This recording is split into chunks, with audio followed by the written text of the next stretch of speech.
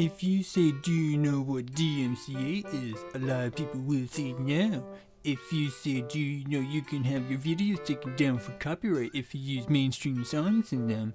Then a lot of people that said no before will say yes. Seems like you're just pulling a dihydrogen monoxide and didn't bother to elaborate till prod. Huh. Okay then.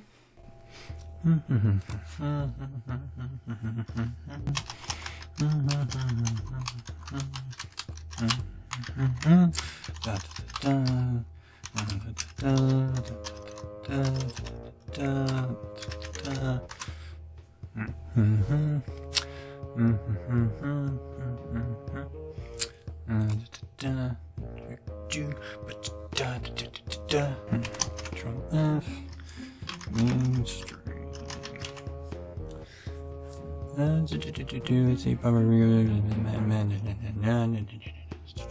law is always exclusively discussing publishers and library journals with little discussion in the mainstream press. Okay, nothing about any definition there. Let's see what else does it tell me to look. See, streaming music, a portable device is mainstream today, such as Pandora. Okay, that doesn't tell me any. Okay, no, that doesn't seem like that would be the way to go. So let's go over here. Let's put this. Let's see, definition of mainstream. Ideas, attitudes, and activities are regarded as normal or conventional, the dominant trend in opinions, fashion, or the arts. Huh. Don't see anything here talking about copyright law and its definition.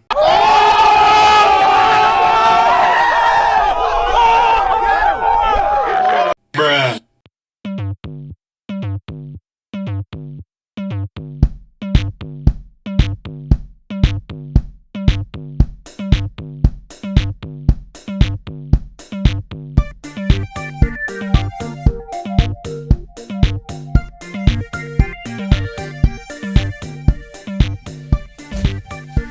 So, I certainly hope that clears some things up, because clearly, copyright law and mainstream have nothing to do with each other. Jeez, you don't have to be a dick about it.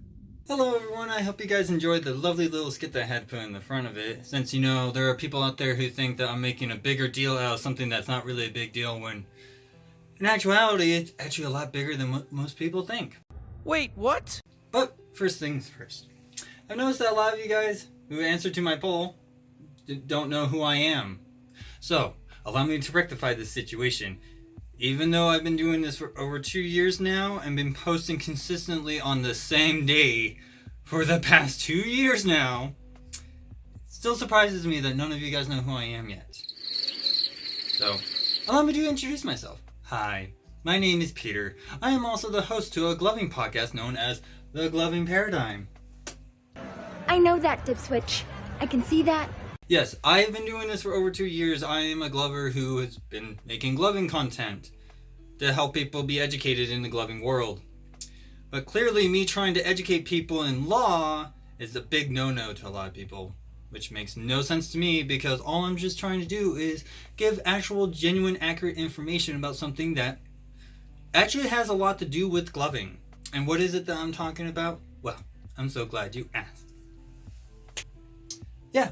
We get to talk about this lovely little thing known as the DMCA, or the Digital Millennial Copyright Act. Run. Apparently, me saying DMCA is like saying dihydrogen monoxide. Oh, well, excuse me, let me get some of that, by the way. This poisonous, terrible thing that everybody needs to have. 12 seconds later. Gotta love that dihydrogen monoxide. All right, I get it.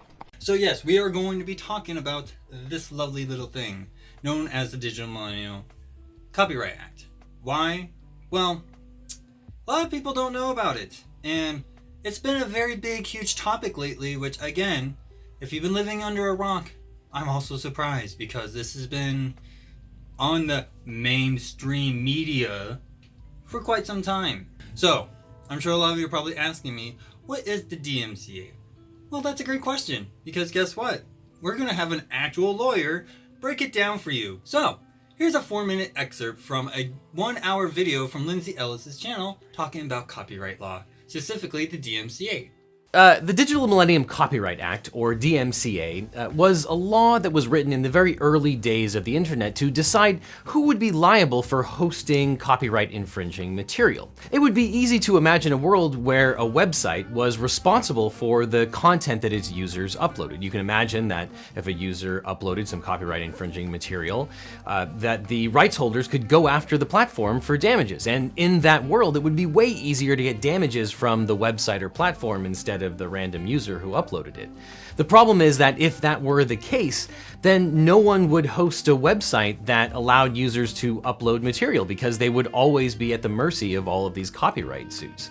So Congress decided, in their infinite wisdom in the mid-90s, that it made sense to give a way for platforms to have immunity from these copyright infringement lawsuits. Section 512 of the DMCA actually gives platforms a safe harbor so that they're not responsible for the content that their users upload if it's infringing of copyright. But in able to receive that safe harbor, they actually have to do certain requirements. The main requirement is that if a website or platform receives a notice, a DMCA notice, that some content that they're hosting infringes of someone's copyright, then they have to take that down. That's called a DMCA notice. On the other hand, a user who believes that this DMCA takedown notice was given in error can issue what's called a DMCA counter notice and get the content put back up. So generally speaking, when a platform like YouTube, let's say, receives a proper DMCA takedown notice notifying them that some material infringes on someone's copyright, and they take that material down, then the DMCA gives them a safe harbor and prevents YouTube specifically from being sued for copyright infringement. Now, in exchange, copyright holders no longer have to go to court to get things taken down. They just need to send a form. So in a way, it can avoid a whole bunch of litigation costs when some user uploads some content that's not theirs to upload in the first place. So a DMCA takedown notice is a party claiming that a platform is hosting some content that's illegally infringing on copyright. And you can see how powerful this tool could be in the wrong hands, that you can take down almost any website or video that's on the internet so long as you make a DMCA claim, which is why the DMCA requires you to have a good faith basis that there's copyright infringement going on, that you have to swear under the penalty of perjury that you actually own the underlying content that was infringed, and that there was actually copyright infringement going on. But when we're talking about the DMCA, if you're a platform, you can get in trouble for refusing to take down different material. If you refuse a DMCA takedown notice, then and only then can the underlying rights holder sue the platform. So if YouTube gets a DMCA claim and they say, no, we're gonna leave this video up, then they can be sued for copyright infringement. But if they take the video down, then they're not liable to anyone, which is why you see a lot of platforms, whether it's Twitter or Amazon or YouTube, they just get the DMCA takedown notices and take those videos down because it's no skin off their nose, and they don't have to do an independent analysis to determine whether the video or other IP actually does the infringing. That's up to the person that made the claim.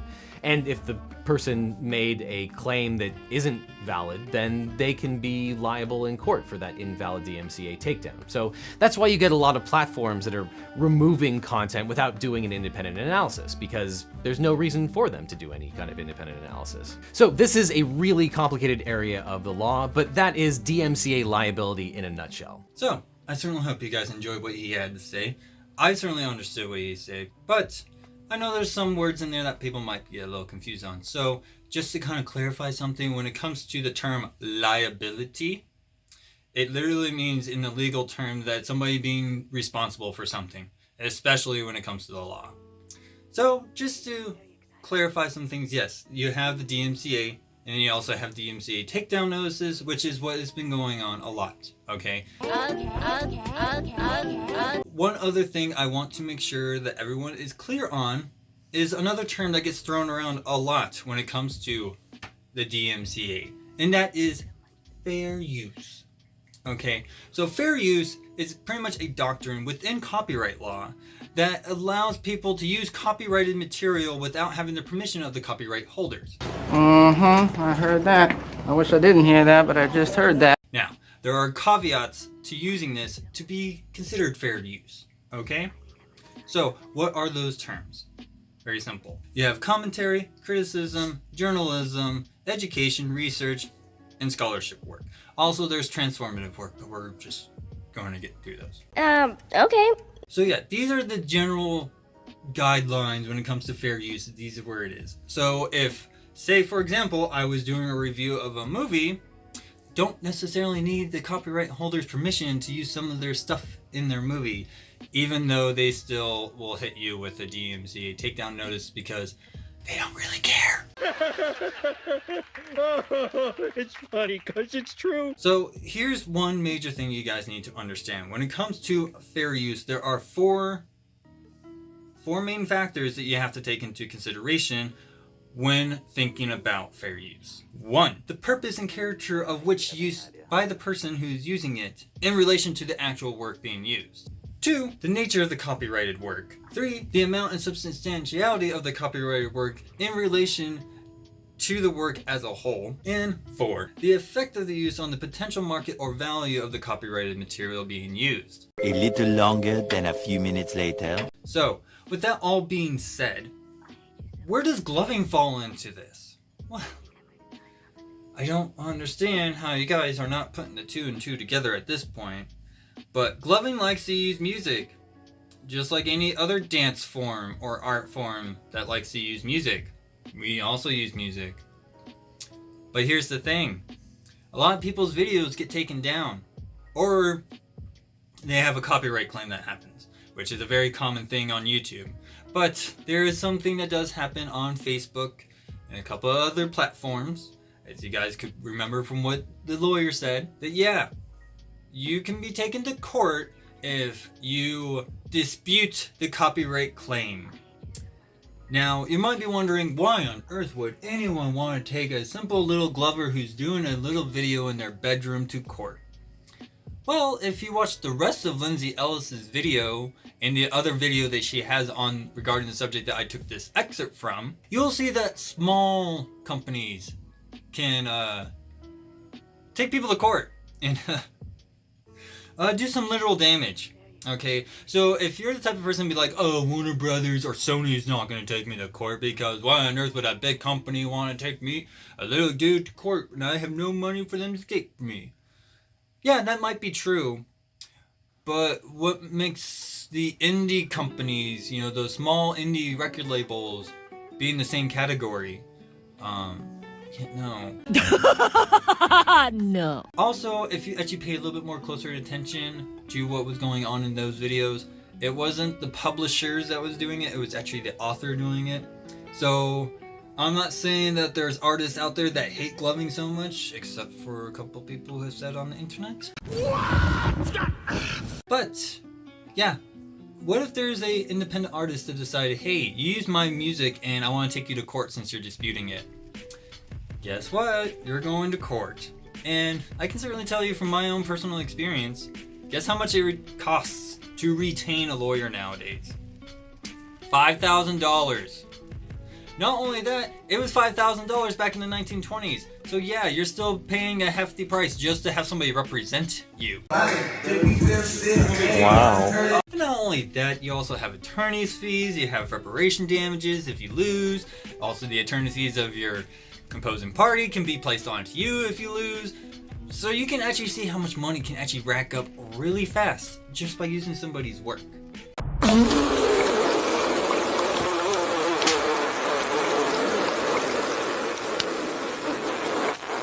The other thing I also want to point out, and I'm not saying this on anybody, but this is something that we need to understand as a community, because this is something that does affect us really, really heavily.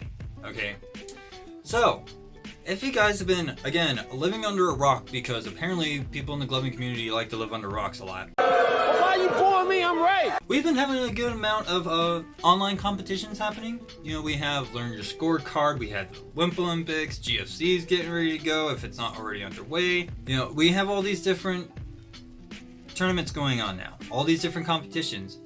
Not only that, these competitions are getting streamed on Twitch or being placed onto YouTube. So why are these so important to understand? Well, if you play copyrighted material on these streams, these people who are streaming it are going to get hit with the DMCA. What happens then is that their stuff gets taken down or muted, and they're also getting hit with fees. Not only that, but they also get a mark on their account. If you guys also been on YouTube long enough, there are kind of different variations of copyright claims on there, but there's one big one that people need to understand called a copyright strike. Oh my God, what the hell is that? So a copyright strike basically is a big giant no-no. It is not just a little slap on the wrist and say no. It is like you go take to jail for a day type deal. And you can only have 3 of them on your account before your account's taken down. What? Knew it. Stop letting him make you realize stuff.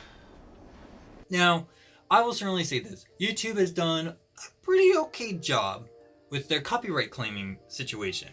Why? Is because the bottom line is when it comes to copyright infringement and copyright stuff in general, boils down to one major thing. Who's getting the money? And most of the time, when it comes to light show videos, they're looking at it in that context, that it is affecting the potential market of the copyrighted material. Even though most of you guys are putting up your videos just to express yourself. They don't care, because to them, it doesn't matter. It is immaterial, just like the term mainstream is immaterial to the court of law. How long is that gonna stick with me? Until arson is legal, sweetie. Get it? I hope so. What have I done? So yes, we have these online competitions happening right now, and they're trying to avoid the DMCA. There are ways that we have figured out how to avoid DMCA takedown notices. You don't play those copyrighted material stuff. But here's the thing. There's actually a good amount of material that are considered mainstream that you can actually play without the fear of a DMCA, as long as you actually follow the terms and conditions of the material that you're going to use.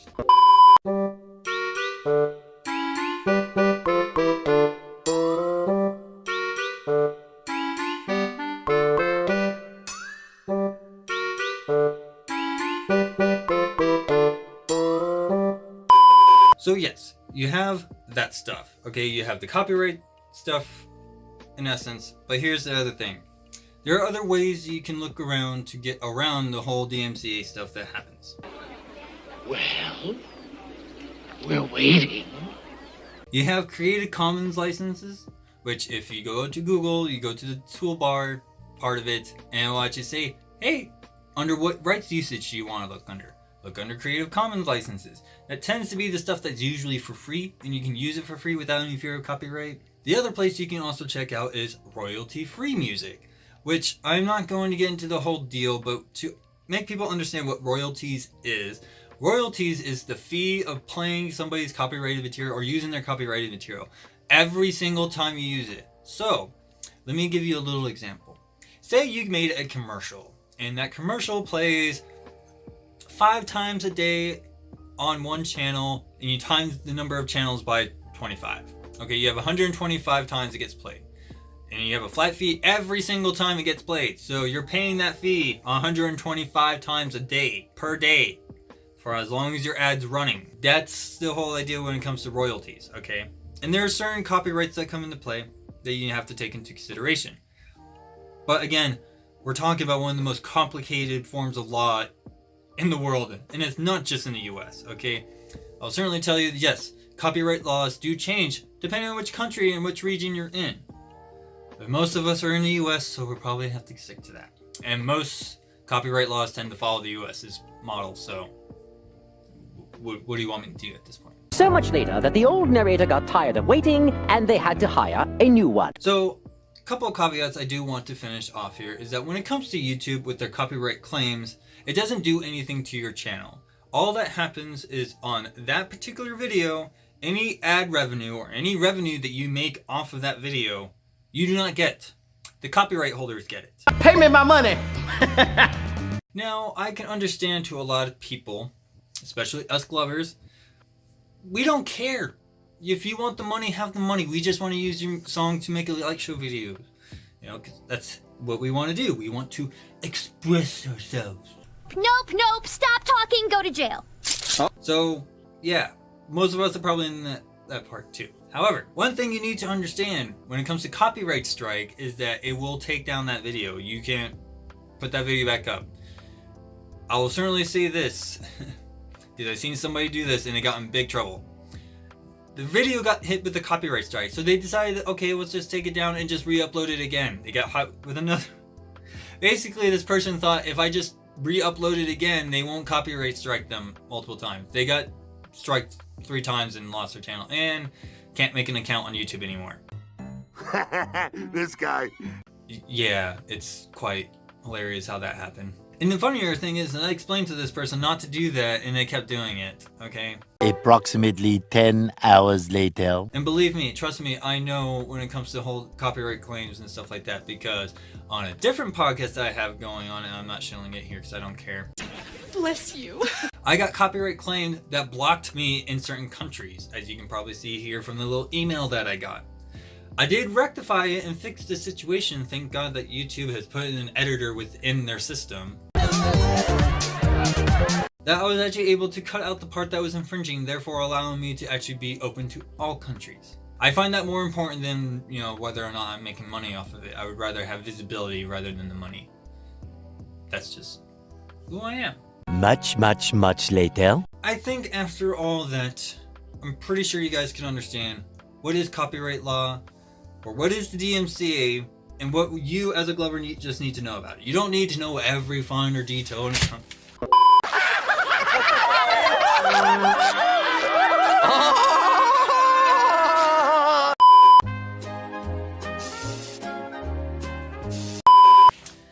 You don't need to know every finer detail when it comes to the DMCA. But these are the major points I wanted the gloving community to understand.